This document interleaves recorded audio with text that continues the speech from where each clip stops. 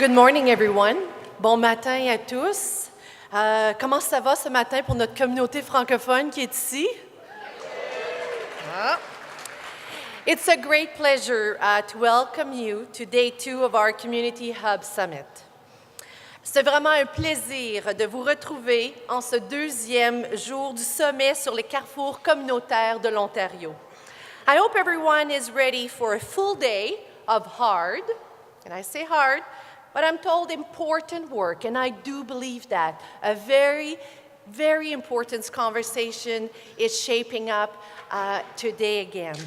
The moderator this morning is Mary Wiens, and I'm sure you have all heard her on CBC Metro Morning.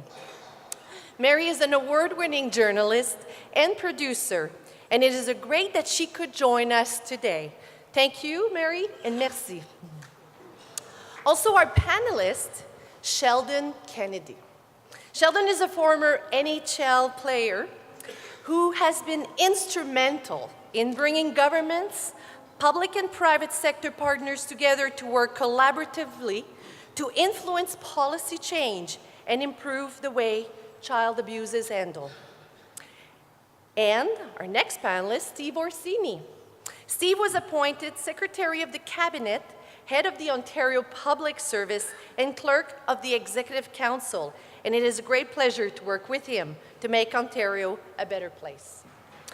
This morning, our panelists will talk about the importance of integrated decision-making, the importance of bringing governments, public and private sector partners together to make change, to improve the way child abuse is handled.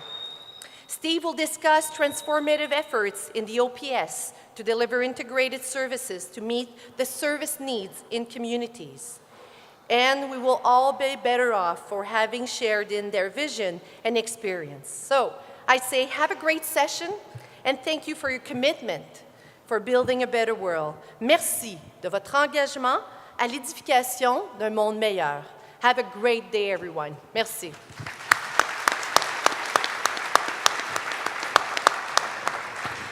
Thanks so much, Minister. Welcome, everyone. I'm going to plunge right in to get the conversation going. Sheldon Kennedy, of course, is a name that will be familiar to many of you by now because his story has been he's told his story so eloquently. And I know, Sheldon, you won't want to talk about all the details again, but I think where we really do still want to hear part of your story is in the moments when, looking back, when you were a young hockey player, sexually abused by your coach in junior hockey, feeling increasingly isolated. Looking back, what were the signs when an adult around you should have been able to pick up that something was terribly wrong and step in, even though you yourself couldn't talk about it? What are those moments? Well, good morning, everyone. We may as well get right at her, eh? So let's dig in here. There's no warming up. Yeah, right on. Well, I mean, I think when I look back on it now, and hindsight's 20/20, but I mean, you know, I look back on it, and from the time I was a kid that loved to be involved in everything, and I was a kid that did okay at school, not great, but I did okay, and I started failing out of school, and I started getting arrested. I was in youth detention, and I started acting out. I was a cutter. I started... A cutter? Yeah, I was a self-harming, and so to me, there's lots of signs, and I think kids tell in many, many ways. You also mentioned one moment that struck me when we talked once was about being 16 and showing up at school drunk in the morning. Tell me about that. Well, I am a drunk, that's for sure. Well, I mean, you know, I would, if I look at my behavior, I mean, I'm running away from the way I feel, and I think I lived with the guidance counselor of the school, and nobody ever asked me questions why I'm getting home at 5 in the morning from Graham James's house, and I didn't know how to tell because this individual was the king of the community, and who's going to believe me? And I'd never even ever heard of this stuff before, so who's going to believe me? And and I thought that what I learned in school was that be careful of the white van that's cruising around town, because they're going to get you. And the reality is that we've done over 6,000 child abuse investigations in under 5 years in Calgary. And 98% of those kids know their abuser, and half of them are abused in the home. So the safest place for them is our schools or our community organizations or wherever it might be. And hence the reason why we need to have the tools to understand if these kids, and you are a trusted adult in their life, and they disclose to you, do we know what to do? And you had a real sort of aha moment, right? In 1998, you were rollerblading across the country to raise awareness about this, going from one small town to another.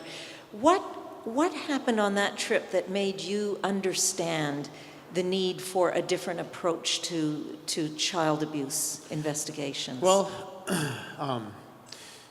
we started in Newfoundland, and I thought going into this that I was the only person that this had ever happened to. And the reason I decided to rollerblade across the country was I was Canada's Newsmaker of the Year in 1997, and I felt that I hadn't really done anything. And so I thought, well, I probably can make some sort of noise as I go across the country. So I quickly learned I wasn't the only one impacted by this. But I think one of the things that was glaring for me as I was getting disclosure after disclosure after disclosure is that you said at each location, what was it? No, we would 30? get 20 disclosures a day, and that was quite common. But what was consistent to me is that I think a lot of times we focus on the incident, we focus on the time, the place, but at the end of the day, right? What was very consistent in every story, it didn't matter the age, the gender, the town, the year, it was the impact. And when we look at the impact, that's the most consistent place of the conversation was mental health, depression, self-harm, addiction, suicidal ideation, and the list goes on. Wow. Right? And then we look at those issues, and we look in our community, and we have a silo for this, and we have a silo for that, and we have a silo for this, and we have a silo for that, and none of them talk to each other. So at the end of the day, what I was looking at and what I learned is that, we need to focus on the impact. Because if we're not doing a good job of the impact, we're going to see them down here. And that is that was 20 years ago. I had a nice mullet, and now I have glasses and gray hair, so we've been at it for a while. Now let's talk a little bit about what happened then in Calgary. There was the Sheldon Kennedy Child Advocacy Center opened in February in 2013.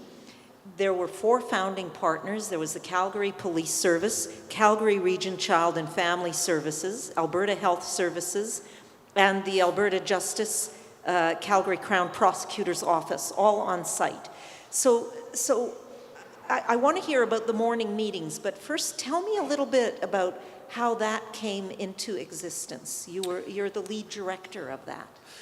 Yeah, I was asked to go down and speak at the governor's dinner in Colorado with the governor and the first lady, and I spoke there, and they were funding an organization called the Ralston House, and it was a type of collaborative approach child advocacy center that was more focused on homes within the community. So I'm just like, well, we need this in Calgary. So we came back and we met with the chief of police, and we said, we're willing to fund, my business partner and I were willing to fund the houses in the community, but we need them to actually pull together the agencies and show a willingness to work together. And he did a very strategic thing. He pulled together the partner agencies that had the legislative mandate to do this work. So he pulled together Calgary Police, he pulled together Health, he pulled together Child and Family, and the Crown's office at that time. So we started with 4, and we brought the lawyers in, and what we said is that, we're going to put the child and the family in the middle of that table, and every decision that we're making here has to be in the best interest of that child and family. This isn't about, personalities. This isn't about anything other than getting the best outcomes that we can for children and families. And that was...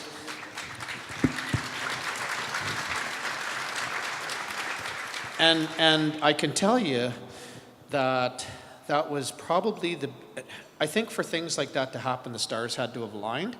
But we have 120 people. We now have memorandums of understanding between the whole Calgary Police child abuse unit. We have 30 investigators. Child and Family Services, we have 30 social workers. We have 4 pediatricians from health. We have 25 psychologists. We have the Crown's office. We now have memorandums of understanding with Treaty 7, and the 5 communities within Treaty 7 are a partner, Ministry of Education and the RCMP. So every morning, each one of those partners sit around the table and actually share information in the best interest of these children so that we can look at the whole picture. Because if we look at it through a justice lens, we see a sliver of the picture. If we look at it through a health lens, we see a sliver of the picture, etc. And what's been really identified in this is our ability to understand the need for a community approach. And that is huge. Steve, I can see you're nodding. Yeah, come into First of all, I want to thank Sheldon for sharing his story. We have to pay attention to these stories because it highlights the failure of the system. And we lose sight of who we're trying to help. And I think when we hear from individuals that describe how the system has failed them because of those silos, and no one's taking responsibility for integrating the system. And what you've done is played a leadership role with lived experience to say the system didn't work, it has to change. And I think one of the key things coming out of this series of meetings and sessions is a community hub type structure that focuses on the individual, that integrates services, that really case manages the individual. And I know a lot, because of your experiences and others, we're really starting to change how we approach it. And it's not those silos still have their best interests at heart, they just don't have the right structure. They don't have the responsibilities or the accountability to look after the individual in their entirety.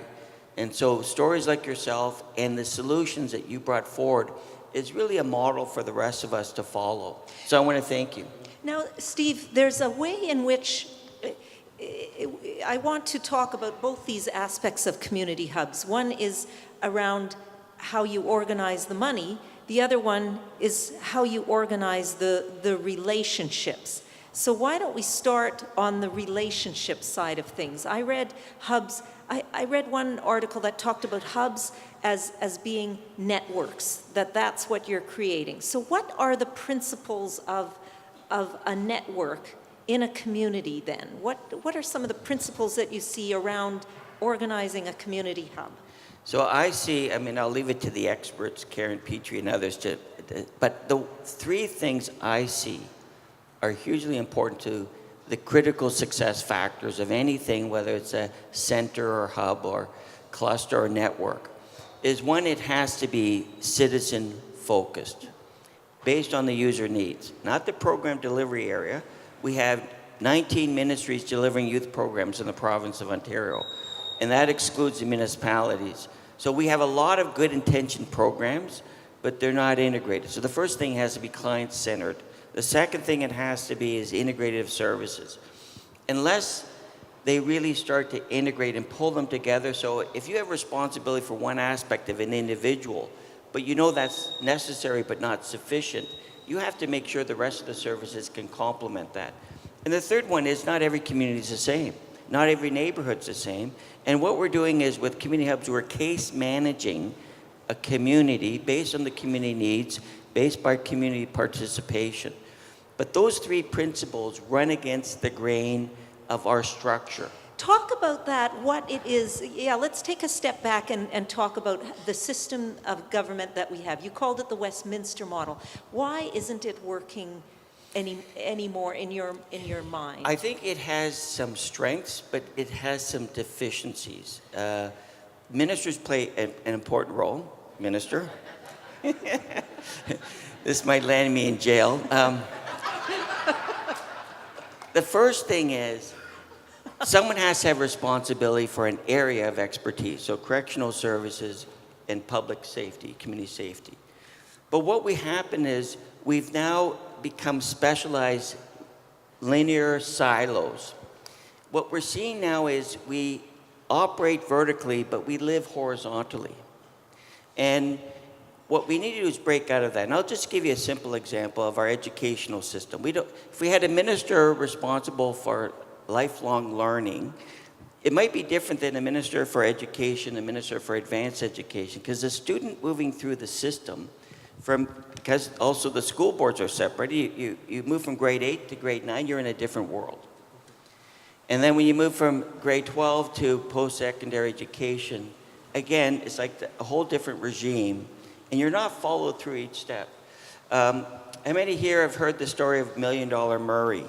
It's a story about someone that was a homeless person that when they added up all the costs of this individual hitting the hospital, emergency room at least 3 times a week, Food banks, shelters. all the shelters, the detox centers and all that, it would have been cheaper, the conclusion of the story, it would have been cheaper to give the person a basic income and a place to live and some supports.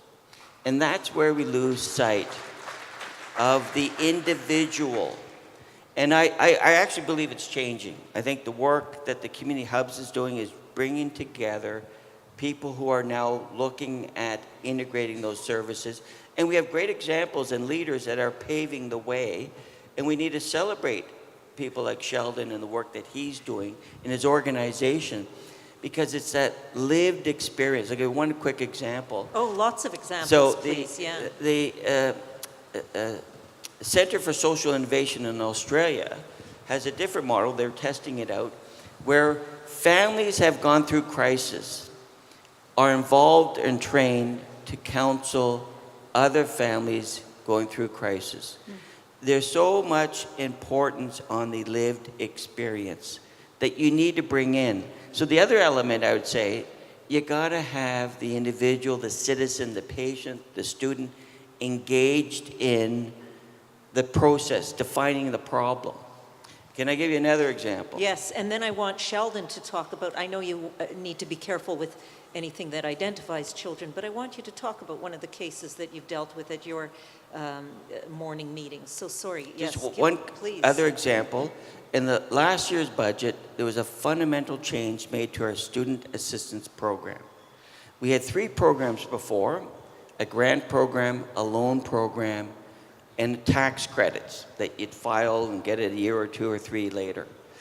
And the Deputy Minister of Advanced Education, Sheldon Levy, went to a low-income neighborhood to the high school and asked the students, how many here plan to go on to post-secondary education? And he was surprised by the number of hands that didn't go up. And he was saying, well, we have all the support, but every program area was delivering it in the way they thought was in the best interest. No one thought to ask the student what was in the best interest. So Ontario was viewed as having among the highest tuition rates in the country, but when you collapse all those programs in upfront grant, it's now free tuition. And it's all because it's changed the focus from individual program areas, which all were working, they put their heart and soul in delivering those programs effectively, but it wasn't oriented around the student. So come, Sheldon, I'll get you to pick up on that. When you look at the person instead of the program, what changes in the way that you respond to them? Give me a story from your center. Well, I mean, what changes is your response and your approach to that response, because you actually look at the whole picture. And I think just going back to what, to kind of build off what Steve was talking about, about making that shift in the systems. I mean, basically, I believe what we're talking about is a systemic shift. We are built to deal with the outer layer of the onion. The systems were built to react, right? So what we're talking about is a real systemic shift. And, our center works in the child abuse area, but we deal with high-risk pregnant peoples on the streets. We deal with 0 to 3 months, avert units, and so forth. But basically what we're talking about is real integrated practice. And I think the gift of real integrated practice, right? So when we talk about real integrated practice, I want to know how you are sharing information, how you are discussing that case, not just putting people in the same building, not just co-location, and we throw those words out there fancy-dancy, right? We're co-located, we're multidisciplinary, we're this, we're that. But at the end of the day, right, how are you working together? Well, and to me, the gifts of that, Mary, right? Like, the gifts of that, and the outcomes that we see with children is we do one interview for the child, they see one face, because this is what I know, and when I see people in the system, right, people are resilient. They can handle outcomes, but what they can't handle is the runaround. So if we can eliminate the runaround and really focus on the real outcomes of whatever they may be, right? I think that's our best gift, because we're not re-victimizing people because of the runaround. Well, I want to ask you about the numbers that you have around the time spent on paperwork. But before we get to that, because that's one of your markers. But Steve, I also want to come to you for that example you gave me of the police chief in Saskatchewan and the trajectory that they could almost chart when it was too late to intervene in a child's life. You know, there are ways of measuring this stuff. So, Sheldon, let's start on the paperwork. You actually tracked the amount of time when you started the center, is that correct? And then after it had been functioning as a hub? Well, I think when we look at a lot of the issues that I'm sure the majority of you all do great work with, we're dealing with invisible damage a lot of the times. Not all of the time, but a lot of the times. How do we make sense, and how do we paint that picture through strong data and analytics and understand this so we can actually create, if you may, a business case? Because at the end of the day, you have to build a strong business case to be able to shift systems. And for us, it was about, we needed to measure what integrated practice. What difference are we making because we're working together? Because one of the things is out there is like, what's our first go-to? We need money. We don't have enough money. We need money, money, money, money, right? Show me the money, right? And it's like, and at the end of the day, what we've created, it's not new money. It's reallocated money, it's more effective money, it's more efficient money. And so if we look at one of our social returns on investment study that we did with our joint investigation child abuse team, where we had 33 investigators, Calgary Police child abuse investigators, and 33 social workers, we looked at the hard costs alone. The hard costs alone. And we are saving basically $550,000 a year just on the hard costs, let alone the long-term effectiveness that we're going to have in children and families. But it really came down to swapping that 80% of their